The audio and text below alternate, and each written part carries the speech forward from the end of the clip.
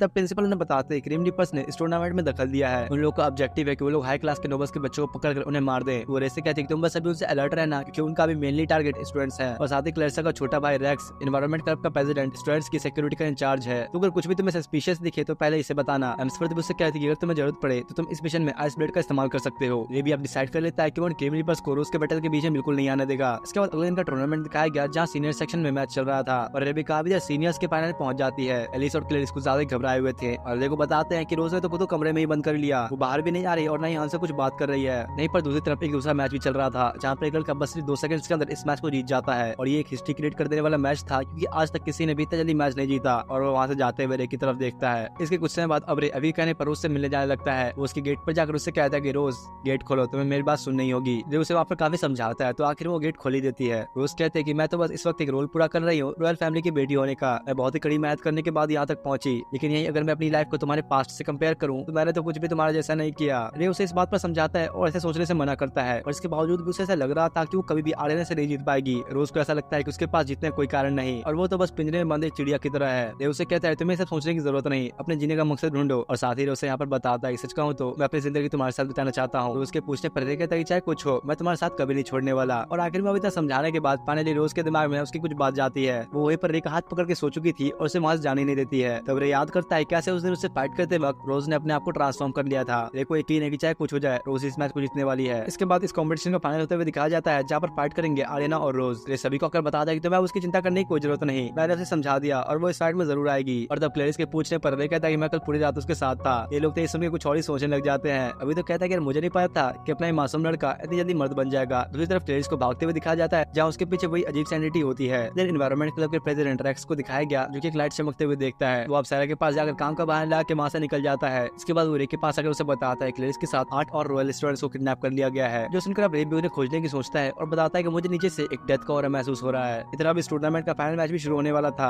Aryana match के start में अपनी तलवार हवा में फेंक के अपने अंदर से इथर नाम की पावर को तेजी से रिलीज करते हुए कंप्लीटली अपनी बॉडी को पूरी तरह से ट्रांसफॉर्म कर लेती है। आर्यना रोज के ऊपर अटैक करना शुरू करने लगी और अचानक से उसके ऊपर एक खतरनाक मूव इस्तेमाल करती है। जो देखते ही अभी बोलता है कि यार इसी मूव से तो एल्बर्ट हारा था। कैरोलिन बताती है कि आर्यना की फैमिली का फिक्स सॉर्सरी ओरिजिन है। इस मैजिक की वजह से जो नॉर्मली फिजिकल स्ट्रेंथ है वो बहुत ही ज्यादा बढ़ जाती है। आर्यना यहाँ पर बिल्कुल ही रोज के ऊपर थोड़ा भी दया दिखाते हुए उस पर लगातार अटैक्स करती है, लेकिन इतने में अब जल्दी से रोज अपना स्पेशल मैजिक इस्तेमाल करती है। आर्यना ये देख के थोड़ा पीछे हटी और रोज से कहती है तुमसे तो मैं बिल्कुल भी नहीं हारने वाली। इधर रे भी क्लेरिस के पास पहुंच जाता है, जहाँ जैसे ही वो उसे उठाने लगा उस बेसमेंट के अंदर एक मैजिकल ट्रैप क्रिएट हो जाता है, जिससे अभी लोग बाहर के लोग किसी को अट्रैक्ट नहीं कर सकते। और तभी वो सारे क्रिमिनल्स भी सामने आते हैं। रे आप क्लेरिस से माफी मांगते हुए उसे उठाकर तेजी से बाहर की ओर भागने लगा। वो अपनी पावर्स को एक्टिवेट करके आइस ब्लेड्स को निकाल लेता है। रे भी अब इन क्रीम रीपर से फाइट करनी शुरू कर देता है और रे के सामने तो लोग बिल्कुल भी टिक नहीं पाते। वो अब रे से बचने के लिए उसके आसपास कंप्लीट डार्कनेस क्रिएट कर देते हैं, लेकिन फिर भी अपना रे काफी खतरनाक एंटी मटेरियल कोड का इस्तेमाल करता है, जिससे वहाँ पर लाइट सामने आ गई। और साथ ही रे के इस एंटी मटेरियल कोड को क्रिएट करने से जो बैटल चल रही थी, उनके मैजिक क्रिएचर्स जो कि उन्होंने क्रिएट किए थे वो सबके सब गायब हो जाते हैं। कैरोलिन ये देख के समझ जाते हैं कि इसका मतलब रे अपनी एंटी मटेरियल कोड का इस्तेमाल कर रहा है। इस सारे क्रिमिनल पर सब डर के मारे भागने की कोशिश करने लगे और भाई अपने रे के हाथों से इतनी आसानी से बच के जाएंगे कहा। वो इन सभी को अपनी आइस क्रिस्टल्स के अंदर जमा कर देता है। इतने में रेक्स भी वहाँ पहुंच गया और रे कहता है कि मैंने बस अभी नहीं रोका है, मारा नहीं। रेक्स उसे कहता है कि आप तुम जा सकते हो, यहाँ सब कुछ मुझ पर छोड़ दो। और भैया रे तो कुछ ज्यादा जल्दी में था, क्लेरिस को बनाए उतारे वहाँ से निकल जाता है। दूसरी तरफ टूर्नामेंट में आर्यना और रोज में से कोई भी फाइट में गिव अप करने के लिए तैयार नहीं होता, जो देख के आर्यना अब सबसे अल्टीमेट मूव इस्तेमाल करने का फैसला करती है। उसके पूरे शरीर के आसपास बिजली आनी शुरू हो जाती है और उसका रूप तो इस बार बिल्कुल ही अलग होता जाता है। रोज को ये देख के यकीन नहीं होता कि इससे भी ज्यादा पावर्स इंक्रीज कर सकती है। उसी वक्त आर्यना बहुत स्पीड में आकर रोज को एक पंच देती है। इस पर रोज थोड़ा सा डिफेंस करने लगी, लेकिन इसके बावजूद ही वो उस पर एक और खतरनाक पंच मारती है। इस रोज का फादर ही बैठकर देख रहा था।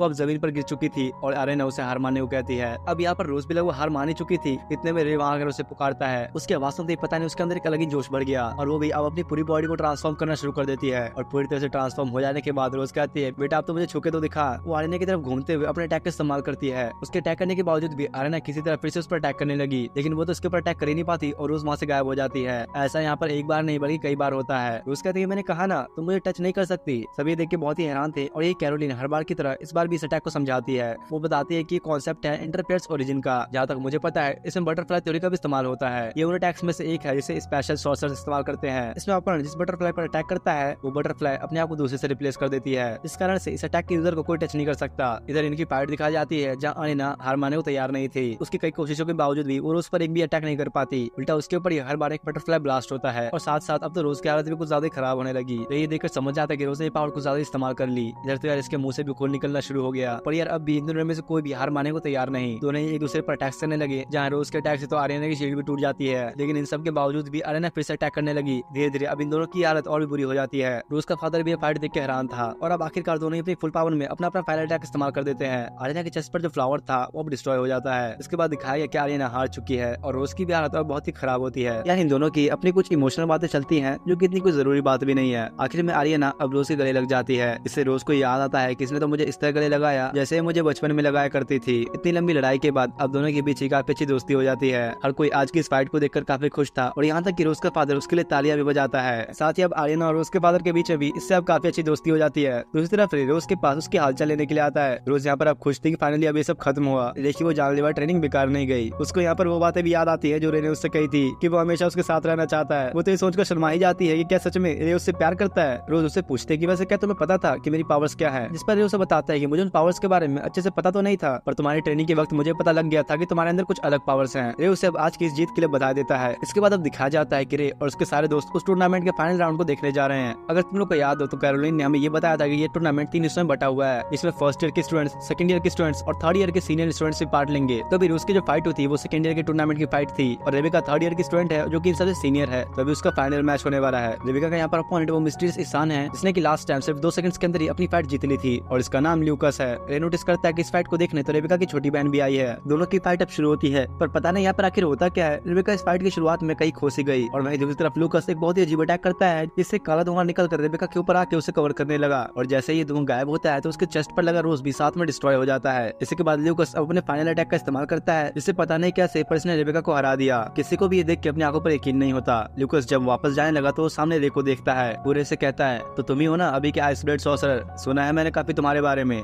रे कहता है, मुझे पता नहीं था कि फेयरलेस ब्लेड का टाइटल ऑलरेडी पास डाउन किया जा चुका है। उसे यहाँ पर ये समझ नहीं आता कि आखिर लूकस जो कि एक फेयरलेस ब्लेड सॉर्सरर है वो आखिर इन स्टूडेंट्स के टूर्नामेंट में क्यों आया है। और हाँ, ये लूकस उन 7 ग्रेट सॉर्सरर्स में से एक है। जैसे रे को ये पावर्स उसके मास्टर ने दिया था, वैसे लूकस को भी ये पावर्स पुराने फेयरलेस ब्लेड सॉर्सरर ने दी है। लूकस कहता है, मैं सिर्फ तुम्हारी वजह से यहाँ पर आया, मैं तुम्हें साबित करके रहूंगा कि सबसे स्ट्रॉन्गेस्ट सॉर्सरर फेयरलेस ब्लेड है। वो जाते हुए कहता है, याद रखना मैं अगले साल तुमसे ठीक यहीं मिलूंगा। इधर कैरोलिन और बाकी लोग उन रिपर्स के पास पहुंचते हैं जिन्हें कुछ देर पहले रे ने पकड़ा था। कैरोलिन सामने आकर इन पर एक मैजिक करती है जिसका नाम है कैरोल वंडरलैंड, और इसी के बाद ये सारे बिल्कुल होश होकर कैरोलिन की बात मानना शुरू कर देते हैं। जैसा वो कहती है ये लोग बिल्कुल ही वैसा करते हैं। ये देखकर तो प्रिंसिपल भी हैरान थी और कहती है कि तो सच में स्पेल बाइंडिंग सॉर्सरर है जो कि किसी का भी दिमाग कंट्रोल कर सकती है। यही कैरोलिन उससे उनके बॉस का नाम और उनके फ्यूचर प्लानिंग के बारे में पूछती है। और अब इससे पहले कि लोग कुछ बोल पाते, इन सभी के हेड अचानक से ही पता नहीं क्या सुपर ब्लास्ट हो जाते हैं। इधर एकेडमी के अंदर डे को दिखाया गया जो कि सभी से कहता है, हमें अब इस आने वाले स्कूल फेस्टिवल में मिड कैफे बनाना चाहिए। असल में इस एकेडमी में कुछ दिन बाद एक फेस्टिवल शुरू होने वाला है जिसके लिए सभी को मिलकर एक स्टॉल बनाना है। तो रे यहाँ पर आकर सभी को सजेशन दे रहा है मेड कैफे बनाने का, पर कोई भी इसकी बात पर एग्री नहीं करता क्योंकि मेड बनने का मतलब सर्वेंट बनना है। इसके बाद एक दिन पहले का सीन दिखाया गया जहाँ रोज रे को बताती है कि आने वाले कल्चरल फेस्ट में उसे एक मेड कैफे बनाना है। रे को उसका आइडिया काफी पसंद आया, उसे लगता है कि बहुत लोग इस आइडिया पर हाँ करेंगे। पर दिक्कत तो ये थी कि इस एकेडमी के अंदर सारे रॉयल फैमिली के बच्चे भरे पड़े हैं, तो ये लोग इतने आसानी से मेड बनने के लिए थोड़ी ना मानने वाले। रोज ऐसी 2-4 बातें और कह के रे को मेड कैफे बनाने के लिए अपनी साइड कर लेती है। और अब अगले दिन रे जोश में आकर सभी को मनाने के लिए मेड कैफे से रिलेटेड 2-4 बातें फेंकता है और कहता है कि भाई अगर तुम लोग कर लोगे ना तो इससे एक बहुत बड़ा रिवॉल्यूशन आ जाएगा। पर उसके भाषणों का भी कोई फायदा नहीं होता, किसी को भी उसमें कोई इंटरेस्ट नहीं आता।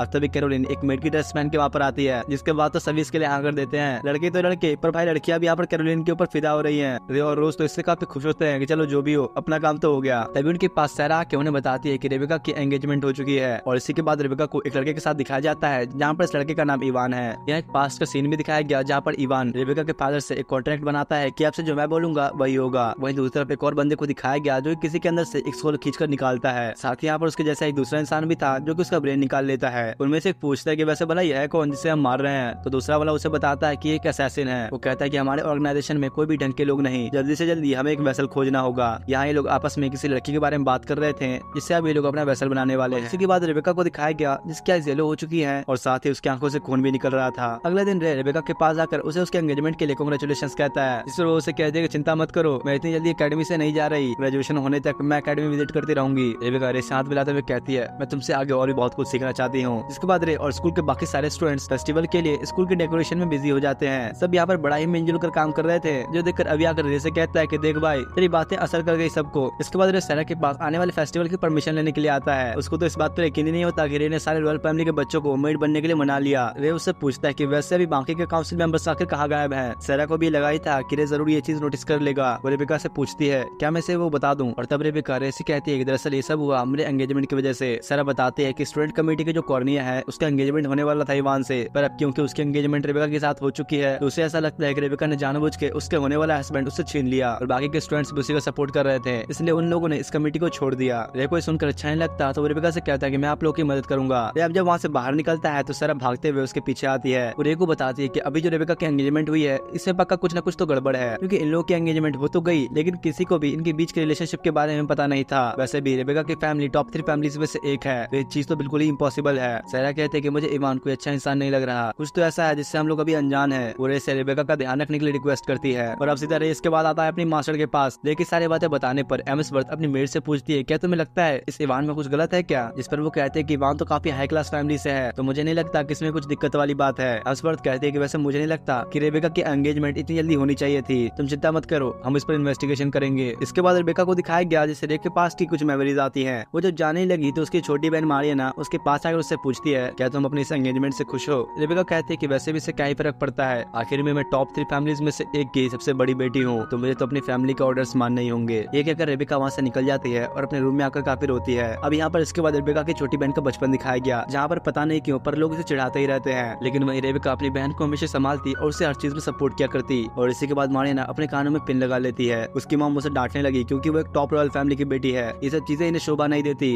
वहीं दूसरी तरफ स्कूल फेस्टिवल दिखाया जाता है जहाँ पर सारे सारी लड़कियों ने मेड की यूनिफॉर्म्स पहनी हुई है। इतने में रोज भी इसी ड्रेस में वहाँ पर आती है और रे को बड़ी क्यूट लगी तो उसकी वो काफी तारीफ करता है। पर बेचारी लेडीज को तो इन लोगों ने सभी से अलग एक होस्ट का आउटफिट दे दिया है, पर फिर भी अपना प्ले बॉय उसकी भी काफी तारीफें करता है। इसके बाद शाम का सीन दिखाया गया जहाँ पर रास्ते में रे देविका से मिलता है। वो उसे बताती है कि क्योंकि अभी उसकी एंगेजमेंट हो चुकी है तो बहुत ही जल्द इस टाउन को छोड़ देगी। यहीं पर फिर इन्हें इवान भी मिलता है। इवान रे से पूछता है, क्या तुम ही हो वो? मैंने सुना है तुम इसका बड़ा ख्याल रखते हो। चलो अब तुम जा सकते हो, यहाँ से मैं इसे खुद ले जाऊंगा। वो जब अब रेबिका को लेकर जाने ही लगा तो रे उसे देखने की कोशिश करता है, पर अचानक ही वहाँ बीच में कहीं से एनवायरमेंट क्लब का प्रेसिडेंट आ गया। इधर प्रिंसिपल और बाकी सभी की मीटिंग चल रही थी जहाँ पर वो सभी को बताती है कि इवान के घर पर कोई भी नहीं रहता, यहाँ तक कि कोई नौकर भी नहीं। वो रेबिका को वहाँ अकेले ही ले जाता है और वैसे वो बहुत समय से सॉर्सरी सोसाइटी और गर्ल्स की मीटिंग अटेंड कर रहा है। इन लोग को यहाँ पर ये शक हो रहा है कि इवान इतने समय से अपना भेष बदल कर ये सारी मीटिंग्स अटेंड कर रहा है। तब एम्सवर्थ बताती है कि असल में उसका मकसद है रेबिका का सॉर्सरी है चुराना। इसका मतलब हुआ ये कि इवान सॉर्सरी है का कलेक्टर है। इसके बाद फिर उसी इंसान को दिखाया जाता है जो कि किसी से कहता है कि रेबिका जैसी अवेकन होगी वो डोर भी खुल जाएगा। और जब वो इंसान अपना मास्क हटाता है तब यहाँ पता चलता है कि और कोई नहीं बल्कि इवान है। इधर यहाँ इवान रेबेका को अपने घर में लाके उसकी आइज लेने की कोशिश करता है, लेकिन वो उसे रोकती है। इवान हंसते हुए कहता है कि शायद तुम्हें पता नहीं, पर ये तुम्हारी फैमिली का डिसीजन है। तुम्हारे फादर ने टॉप फैमिलीज में सबसे टॉप पे जाने के लिए ऑलरेडी मुझसे कॉन्टेक्ट बना लिया है। इवान उससे कहता है कि अगर तुम चाहो तो उसके लिए मना कर सकती हो, लेकिन फिर मैं तुम्हारी छोटी बहन की जान की गारंटी नहीं दे सकता। अचानक ही अब जब रेबेका की आंख खुलती है तो वो उस जगह पर आ चुकी थी जहाँ पर रे ने अपने पुराने साथी हार्वर्ड को खोया था। रे यहाँ पर हार्वर्ड को लगातार हील करने की कोशिश करता है, जिस पर उसकी मास्टर एम्सवर्थ कहती है कि आखिर तुम कर क्या रहे हो, वो जिंदा नहीं है अब। लेकिन रे फिर भी उसकी बात नहीं सुनता तो एम्सवर्थ आकर उसे एक थप्पड़ मारती है और उसे वहाँ से ले जाने लगी। असल में सब चीजें रेबेका सोते हुए देख रही थी। इसके बाद अगले दिन वो बैठ के पिछली रात के बारे में ही सोच रही थी। उसे थोड़ा ऐसा लगता है कि उसने जिसे देखा वो छोटा बच्चा रे ही था। इधर रे जब बाहर आता है तो वो देखता है कि रेबेका की छोटी बहन मारियाना उससे मिलने आई है। बातों बातों में मारियाना उससे कहती है कि मुझे तुमसे एक मदद चाहिए। दोनों के बीच ऐसी यहाँ पर थोड़ी और भी बातें होती है, जिसके बाद तो मारियाना का दिल भी रे के ऊपर फिदा हो गया। अब इसके बाद रात में रे और रवि को दिखाया गया जहाँ अभी रे से पूछता है कि क्या हुआ, इतनी रात हो गई अभी तक तुम सोए नहीं। रे उसे बताता है कि वो अभी किताब पढ़ रहा है लूना एडल्ट्स की। रे उसे कहता है तुम्हें भी स्टोरी पढ़नी चाहिए, लूना बहुत अच्छी स्टोरीज लिखती है, जहाँ पर वो ह्यूमंस के छोटे से छोटे चेंज ऑफ इमोशंस के बारे में बताती है। जिस पर अभी उसे कहता है चलो बता ही दो क्या स्टोरी है इसकी। रे बताता है कि एक डीमन गर्ल के बारे में है जो कि औरों से बहुत अलग लगती थी, इसलिए वो हमेशा अकेले ही रहा करती। लेकिन एक दिन उसे एक टीनेजर मिली और उसने आज तक किसी ह्यूमन से मुलाकात नहीं की थी, तो उसे भी नहीं पता था कि वो उसे कैसे मिले। पर फिर भी उस लड़की से मिलने के कारण इंसानों के तरीकों को वो धीरे धीरे समझने लग गई। लेकिन एक दिन वो डीमन कहीं गायब हो जाती है और इधर ये ह्यूमन गर्ल हमेशा उसका इंतजार करती रहती उसकी फीलिंग्स को समझने के लिए। अभी कहता है यार ये तो सच में एक सैड स्टोरी है। रे बताता है कि वो अभी एंडिंग तक नहीं पहुंचा, उसे उम्मीद है कि लास्ट में एक हैप्पी एंडिंग ही होगी। इसके बाद जब रे सो जाता है तो उसे सपना आता है उसी हार्वर्ड के फ्यूनरल का। रे कैरोलिन के साथ था जो कि काफी रो रही थी। वहीं पर रे को रेबेका की आवाज आती है जो कि उसे पूछती है कि आखिर तुम हो कौन। रे उसे कुछ बात करने की कोशिश करने लगा कि तभी उसकी आंख खुल जाती है। रे उठकर उसी के बारे में सोचने लगा और यही उसकी आंखों से खून के आंसू तक आते हैं। और हाँ, क्लाइमैक्स तो अब आने वाला है जहाँ पर ये सभी चीजों का पता लगेगा कि आखिर ये सब चल क्या रहा है। अब अगले दिन स्कूल फेस्टिवल स्टार्ट हो जाता है, सब यहाँ काफी एंजॉय करते हैं और भाई अपना रे तो फिर से लिली वाइट के गेटअप में सबके सामने आता है, जो देखिए लड़के और लड़कियां सभी के होश उड़े हुए थे। असल में यहाँ पर रे को कोई पहचान नहीं पा रहा था, पर वहीं आर्यना रे की हरकत इस लड़की के गेटअप में देखकर अलग ही सदमे में आ चुकी थी। अभी और अल्बर्ट भी यहाँ पर हैरान होते हैं, उन्हें तो ऐसा लग रहा था कि सच में कोई मेड है, बिल्कुल प्रोफेशनल वाली। इसके बाद शाम होने पर मारियाना लिली वाइट की फोटो लेकर वहाँ से जाने लगी। वो लिली वाइट को देखकर यानी रे के इस गेटअप को देखकर काफी खुश थी। पर तभी रास्ते में चलते हुए उसे एक लेडी मिली जो कि उसे कहती है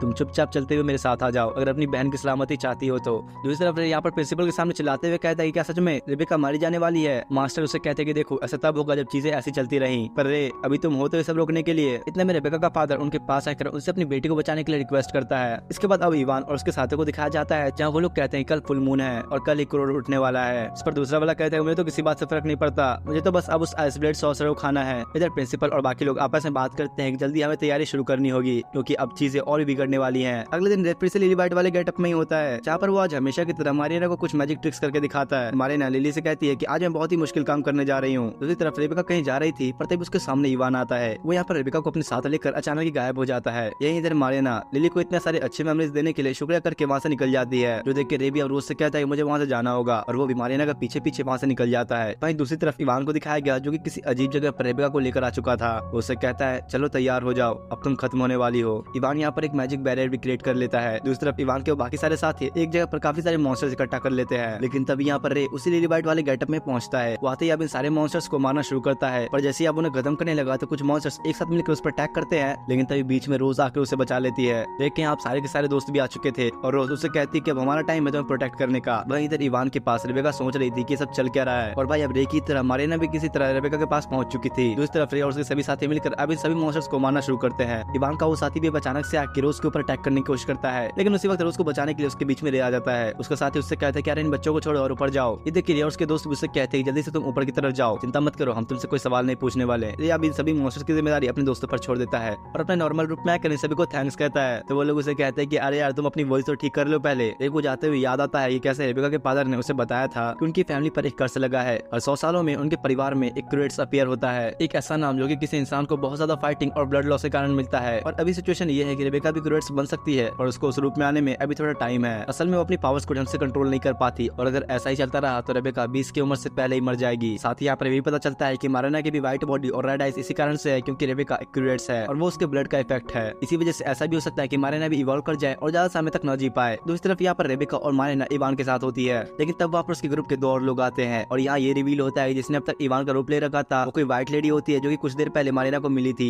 इवान तो असल में ये है जिसने अपने शरीर पर चादर ओढ़ रखी है। असल में इस लड़की का नाम लिज है जो कि कुछ 10 साल पहले इवान के रूप लेकर उसके घर में रहती आ रही थी और लिज इवान का रूप लेकर रेबेका को यहाँ पर इसलिए लेके आई है ताकि वो रेबेका को क्रूएट्स बनने से रोक सके। इवान ये देख के उसे जान से मारने की कोशिश करता है क्योंकि उसे अकादा नाम के किसी इंसान तक पहुंचना है और उसके लिए उसे क्रूएट्स की जरूरत पड़ेगी। लिज रेबेका के पास आकर उसे खुद से दूर करती है और अब अपनी पावर्स का इस्तेमाल करते हुए इवान को भी वो एक अलग डायमेंशन में भेज देती है। इसके बाद मारिना लिज के पास आती है। लिज उसे कहती है कि लगता है तुमने अब डिसाइड कर ही लिया, जिस पर मारिना उसे हाँ करती है। अब इतने में यहाँ रे भी पहुंच गया जो देख के इवान के साथी भी समझ जाता है कि जरूर इस जनरेशन का आइस ब्लड सॉर्सरर है। रे उसे देख के कहता है तुम तो ग्लूटेन हो ना, सुना है मैंने तुम्हारे बारे में, तुम तो वो सॉर्सरर हो जो कि बाकी सॉर्सरर्स की मैजिक एबिलिटीज को चुराता है। और ये ग्लूटेन जो है ना वो भी 7 ग्रेट सॉर्सरर्स में से एक है। वो अब रे को देखते उस पर अटैक करने की कोशिश करने लगा क्योंकि तभी वहाँ पर एक वॉल से टकराकर वहीं पर गिर जाता है और ये वॉल रेज ने क्रिएट की है। वो रे को बताती है कि वही है इमेजिनरी सॉर्सरर। जो सुनकर रे को अब समझ में आता है कि ये सारा प्लान इसका ही था। लिज कहती है कि मेरे बेका को ओवर पावर करूंगी और मुझे उम्मीद है कि फिर तुम उसके ऊपर लगे सील को तोड़ दोगे अपना क्रोनोस लॉक की मदद से। ये बात याद रखना है कि तुम ये कैसे सॉर्सरर हो जो कि उसके साथ क्रोनोस लॉक क्रिएट कर सकता है क्योंकि तुम उसे काफी करीब हो। इतने में ग्लूटेन भी अब वो वॉल तोड़ देता है। लिज उसे कहती है कि अब इसे तुम ही संभालो। रे भी अब यहाँ पर कोई चांस नहीं लेना चाहता था तो वो अपनी पावर्स को रिलीज करना शुरू कर देता है। इधर रिज अब उस डायमेंशन में जाने लगी जहाँ पर उसने इवान को भेजा था। यहाँ रे के ऊपर ग्लूटेन अपनी पावर्स की वजह से काफी भारी पड़ने लग रहा था। वहीं लिज इवान के पास जाकर उसे अपनी बात समझाने की कोशिश करने लगी, लेकिन वो कुछ सुनने वाला कहाँ था। अचानक इवान गुस्से में आकर एक डार्क मैजिक से भरे हुए की को अपने गले मार लेता है, ठीक प्रोफेसर ग्रे की तरह, और इसी के बाद से उसकी बॉडी अपना कंट्रोल खोने लग जाती है। वो लिज पर अटैक करने की कोशिश करता है कि तभी वो उसे बर्फ में जमा देती है। लिज के पास ही भाई कम पावर्स नहीं थी, वो किसी तरह के मैजिक पावर का इस्तेमाल करने लगी जिसका नाम है क्वाटोसिस। इससे उस पर अटैक करती है जिससे इवान की अब तो पूरी बॉडी जलना ही शुरू हो गई। ये अटैक इतना ज्यादा पावरफुल था कि वो भी उसे झेल नहीं पाता और वापस अपने असली रूप में आ गया। पर इवान इस बार काफी ज्यादा घायल होता है। वो लिज से कहता है तो ये है सबसे स्ट्रॉन्गेस्ट सॉर्सर की पावर्स, जिस पर लिज उसे बताते कि नहीं ऐसा नहीं है, मैं सबसे पावरफुल नहीं हूँ, सबसे ज्यादा पावरफुल है वो आइस ब्लेड सॉर्सरर। वो कहती है कि रे तो मुझसे कई गुना ज्यादा स्ट्रॉन्ग है, इतना कि वो पूरे वर्ल्ड पर राज कर सकता है। इधर दूसरी तरफ रे को दोस्तों को दिखाया गया जो काफी सारे मॉन्स्टर्स को हरा चुके थे, लेकिन बस यहाँ कुछ ही देर में वो सारे मॉन्स्टर्स वापस खड़े हो गए और इस बार तो और भी ज्यादा पावरफुल बनकर। अब इससे पहले कि सारे मॉन्स्टर्स कुछ कर पाते एम्सवर्थ और बाकी सारे सॉर्सर्स वहाँ पहुंचते हैं और भाई यहाँ तो बस एम्सवर्थ के मेट के पास इतनी पावर्स थी कि वो इतने सारे मॉन्स्टर्स को एक बार में ही हरा देती है। यहाँ तीनों ही सॉर्सर्स प्रिंसिपल, कैरोलिन और खुद एम्सवर्थ भी यहाँ पर अपनी पावर्स का यूज करती है। वो आसमान से एक आइस ब्लेड निकालकर सारे के सारे मॉन्स्टर्स को बस एक ही बार में खत्म कर देती है। इधर अब रे को दिखाएगा जिसकी अब काफी बुरी हालत हो चुकी थी। ग्लूटेन भी अब उसे हराने के लिए अपनी फुल पावर्स की रेंज में आकर रे के ऊपर खतरनाक अटैक करता है, जिसके लगने से रे काफी दूर जाकर गिरता है। ग्लूटेन तो धीरे धीरे रे की कुछ ज्यादा ही बुरी हालत करने लगा और रे भी अब शांत थोड़ी बैठने वाला था। वो भी अपनी पावर्स को अनलॉक करना शुरू करता है। ग्लूटेन रे के ऊपर एक बहुत ही पावरफुल अटैक करता है, लेकिन इससे रे की तलवार तक नहीं टूटती। रे तो यहाँ पर कोई अटैक भी नहीं करता, उसकी बस पावर्स अनलॉक होने के कारण ग्लूटेन का तो शरीर ही काम करना बंद कर देता है। रे की पावर्स यहाँ पर इतनी ज्यादा थी कि अब ग्लूटेन तो अपने मरने के कगार पे आ जाता है। उसे अब समझ में आता है कि यह एक आइस ब्लेड सॉर्सरर की रियल पावर्स। रे भी अब इसकी वजह से कुछ ज्यादा ही थक चुका था तो वो जमीन पर वहीं पर गिर जाता है। रेबेका उसकी मदद करने के लिए जाने ही लगेगी तभी मारिना उसे रुकते हुए कहती है कि तुम्हारी गलती है, हमेशा बस तुम अपने अच्छे होने का नाटक करती रहती हो। जिस पर रेबेका उसे कहती है क्या तुम्हें अंदाजा भी है मैं किन किन चीजों से गुजरी हूँ। अचानक तभी मारिना रेबेका को एक थप्पड़ मारती है। वो कहती है कि असली बेवकूफ तो तुम हो, तुमने अपनी मर्जी से ही सब कुछ किया, सिर्फ तुम्हारी वजह से ही हर कोई हमेशा मुझे तुमसे कंपेयर किया करता था। ये सुनते ही रेबेका मारिना के ऊपर कूद के उसे थप्पड़ मारती है। वो कहती है कि बस यही वजह है कि मुझे तुम पसंद नहीं, तुम कभी भी हमारे पेरेंट्स की बात नहीं मानती, बस अपनी मर्जी चलाती रहती हो। मारिना के पूछने पर रेबेका कहती है कि चाहे जो हो मैं कभी नहीं चाहती कि तुम मुझसे दूर जाओ, तुम्हारे बारे में मुझे बस कुछ चीजें पसंद नहीं और फिर भी मैं तुम्हें कभी खोना नहीं चाहती। अचानक तभी अब रेबेका ग्लो करने लगी, यानी कि अब उसकी बॉडी ओवरराइड कर रही है। इससे अब उसकी बॉडी क्रूएट्स की फॉर्म लेना शुरू कर देगी। रे भी अब उसे देखता है और इतने में लिज भी इवान की बॉडी लेकर वहाँ पहुंच गई। रे उससे पूछता है क्या तुम इसे जानती थी, जिस पर लिज उसे बताते हैं कि इवान एक ऐसा इंसान है जो कि डिमोनिक पावर्स के सामने अपनी इंसानियत खो चुका है। रियलिटी असल में कभी वैसी नहीं होती जैसा हम चाहते हैं। तभी अब यहाँ पर रे के सारे दोस्त पहुंच गए। वो लोग अंदर जाने ही लगेगी तभी एम्सवर्थ उन्हें रोकती है। वो उन्हें कहती है कि रेबेका का अब ओवररेट शुरू हो चुका है तो आगे मत जाओ। लेकिन ये दूसरी तरफ बिना डरे उस ओवररेट के अंदर चला जाता है। अंदर जाके मारिना को तसल्ली देते हुए उससे बाहर जाने के लिए कहता है। वो अब जैसे रेबेका के पास आया तो वो उससे कहती है कि मैंने मारिना को काफी बुरी चीजें कही हैं जो कि मुझे नहीं कहनी चाहिए थी और शायद मुझे लगता है कि आप तुम भी मुझे पसंद नहीं करते होगे। जिस पर रेव से कहता है कि ऐसा कुछ भी नहीं है, मेरे दिल में तुम्हारे लिए भी बहुत रिस्पेक्ट है और मारिना ने भी तुमसे हमेशा बहुत प्यार किया है। रेव उसके सर के साथ अपना सर लगाते हुए कहता है क्रोनस लॉक। और अब रेबेका ये कहते हैं रेबेका का ओवररेट अब खत्म हो जाता है। साथ ही अब ये बात रेबेका के फादर को भी पता चलती है कि उसकी बेटी अब सेफ है और वो इसके लिए रेबेका का शुक्रिया भी करता है। इसके कुछ देर बाद रेबेका को दिखाया जाता है जो कि यहाँ रे के इंतजार कर रही थी। रोज उसके पास आकर उससे कहती है वैसे अब तुम रे के कुछ ज्यादा ही करीब होने की कोशिश करने लगी हो। रेबेका उसे कहती है कि हाँ ये तो होगा ही ना क्योंकि रे मुझे पसंद करता है। और अब तो भाई रेबेका का भी दिल आ चुका है अपने रे पे। यही लोग भी थोड़ा इसी बात की बहस करने लग जाते हैं और आखिर में हाथ मिलाकर दोनों एक दूसरे को चैलेंज देते हैं कि चलो देखते हैं रे किसका होगा। इतने में अब एलिस और क्लेरिस भी आ गए और अब इस चैलेंज में ये भी शामिल हो चुके हैं और अब इन चारों का मकसद यही है कि रे किसका होगा। अगले दिन रे हार्वर्ड की ग्रेव के पास जाता है जहाँ वो अपने सारे दोस्तों को लेकर आया है। रे उसे कहता है क्या आप इमेजिन कर सकते हो मैं अब एक स्टूडेंट हूँ और मैं आपको खो देने के बाद मुझे पता नहीं था कि मुझे आगे क्या करना है, लेकिन तब वो मास्टर ही थी जिन्होंने मुझे सही राह दिखाई और अब तो मेरे पास काफी सारे दोस्त भी हैं जो कि मेरी इतनी परवाह करते हैं। इसके बाद शाम का सीन दिखाया गया जहाँ पर रे कहीं जा रहा होता है कि तभी उसे रास्ते में मारिना मिलती है। वो उसे कहती है कहाँ थे, मैं तुम्हें बहुत समय से ढूंढ रही थी, मैं चाहती हूँ कि तुम मेरे साथ मैजिक स्वॉर्ड में पार्टिसिपेट करो। ये सुनकर तुझे भी हैरान होता है कि भला ये मैजिक स्वॉर्ड क्या है। इसके बाद अगले सीन में एक छोटी सी लड़की को दिखाया जाता है जो कि बड़ी आसानी से एक बहुत बड़ी पावरफुल मॉन्स्टर को हरा देती है। वो कहती है कि यार ये सब तो काफी बोरिंग है, पता नहीं मेरा भाई कब वापस आने वाला है। और अब इसी के साथ इस एनिमे का ये सीजन यहीं पर एंड होता है। और हाँ ये पूरा कंप्लीट सीजन था और अभी तक इसका सेकंड सीजन नहीं आया है। और ये तुम लोग को इस चैनल पे आने वाले टाइम में बहुत ही खतरनाक और ऐसे एनिमेस देखने को मिलेंगे जो कि तुम लोग ने आज से पहले कभी देखे भी नहीं होंगे। तो वीडियो को लाइक करके चैनल को सब्सक्राइब जरूर कर लेना। मिलते हैं नेक्स्ट वीडियो में, तब तक के लिए थैंक्स फॉर वॉचिंग।